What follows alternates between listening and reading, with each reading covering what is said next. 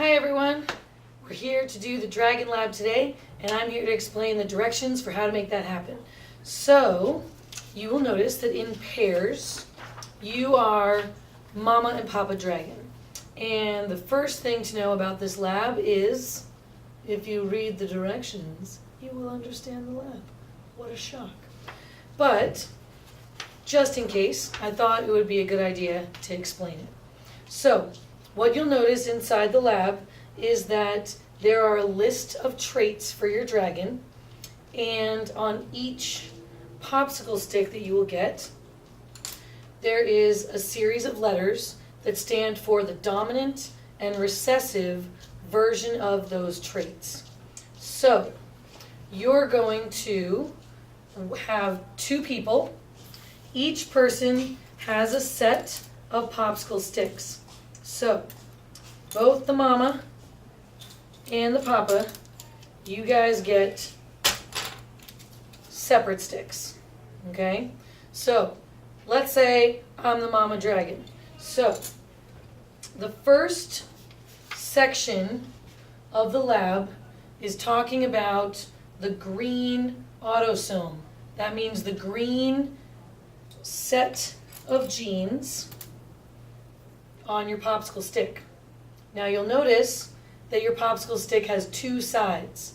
That's because as the mom, I have two strands of DNA about these genes. So I got this strand of DNA from my mother, Grandma Dragon, and this side is a strand of DNA from Papa Dragon. So I can only pass on half my genes to my kid. But you want to write down your entire genetic code. So, on the paper, it says, and I'll bring this over. Can you see it? Yeah. So, Mom Dragon has little a and a big A. So, I write down little a, big A. I also get a little b and another little b. So little b, little b. And I keep going down my section, making sure I have both sides written down. Now, does it matter which one I write first? Notice I have a big C and a little c. I don't care, either way. But write them down so you've got a full set from one side and a full set from the other side next to each other. Then it's time for me to see what am I going to pass on to my kids. So I'm going to flip the popsicle stick, and whatever side is face up, that is the half of my genetics that I pass on to my kids.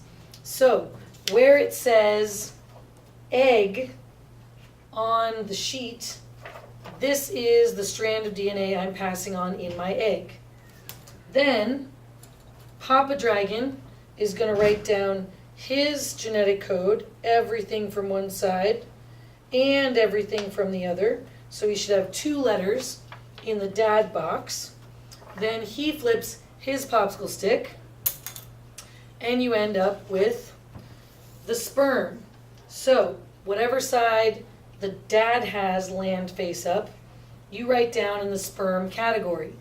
So, when you have the egg and the sperm together, oh look, you have your baby's genetic code.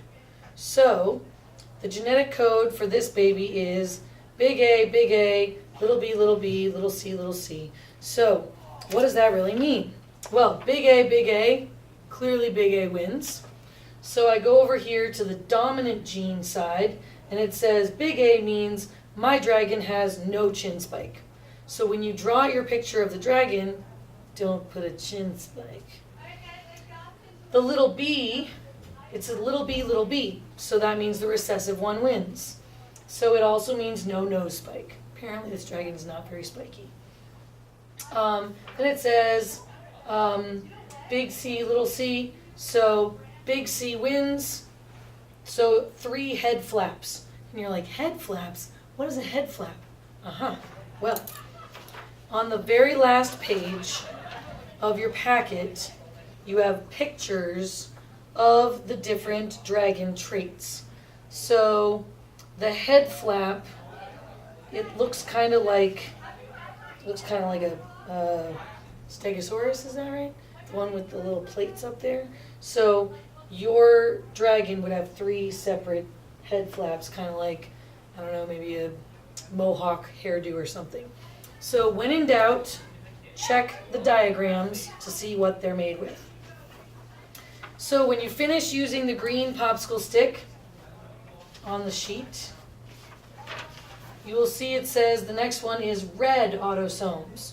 So you do the exact same thing with the mama and papa dragon, but now you're doing it with the red popsicle sticks. So step 1, mama dragon writes down both sides of her popsicle stick on the sheet. Papa dragon writes down both of his sides on the sheet. Then, where it says egg, mama dragon throws her stick, and sperm, papa dragon throws his stick. And that combination together of the egg and sperm makes the genetic code, the genotype of their dragon. Then you figure out the phenotype of the dragon by using the key. So for example, if I have a big K and a little k, big K wins, so my dragon has red eyes. Once you have all of your phenotypes, what it's actually going to look like, then you start drawing your dragon.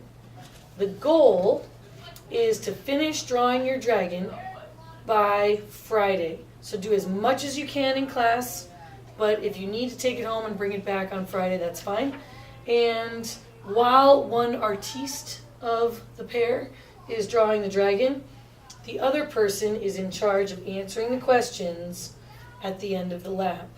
So make sure you have a completely filled in lab, all the answers on a separate sheet of paper, and then the dragon. So you can get your drawing materials up at the front. We'll have plenty of, markers and colored pencils and all those things you need. And I wish you the best of luck.